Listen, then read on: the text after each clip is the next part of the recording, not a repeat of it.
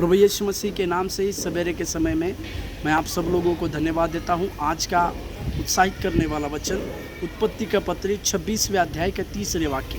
उत्पत्ति का पत्री 26वें अध्याय 3रा वाक्य, वहाँ पर लिखा हुआ है, तू इसी देश में रह और मैं तेरे संग रहूँगा और तुझे आशीष दूँगा और ये सब देश मैं तुझको और तेरे वंश को दूँगा और जो शपथ मैंने तेरे पिता अब्राहम से खाई थी उसे मैं पूरी करूँगा।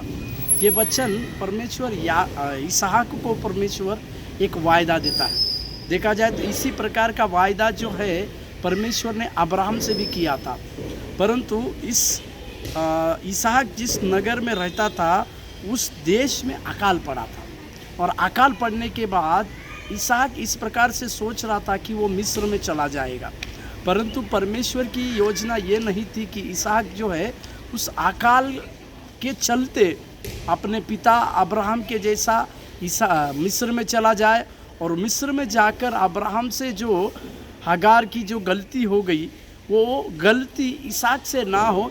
इसके लिए परमेश्वर एक योजनाबद्ध काम करता है।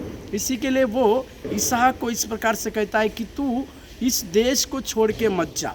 और कई प्रकार के वादों को यहाँ पर परमेश्वर इसहाक के जीवन में करते हुए हम देखते हैं कि सबसे पहला वायदा परमेश्वर उस इसहाक को इस प्रकार से कहता है, मैं तेरे संग रहूँगा, और दूसरा मैं तुझे आशीष दूंगा और ये देश जहाँ पर तू रुका हुआ है वो देश मैं तेरे वंश तुझे और तेरे वंश को दूंगा।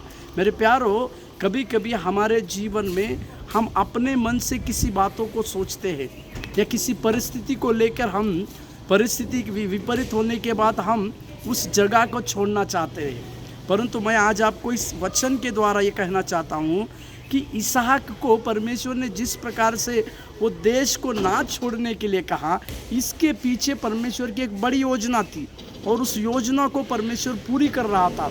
और उस वचन में लिखा है कि जो अब्राहम से मैंने शपथ खाई थी उसको मैं पूरी करूँगा।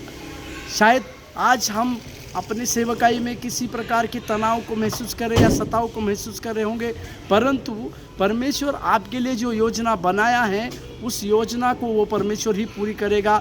जब तक प्रभु आपको उस जगह से निकलने ना कहे आप ना निकले। सुबह के समय में इस बातों को आप सोच नहीं पाते। धन्यवाद।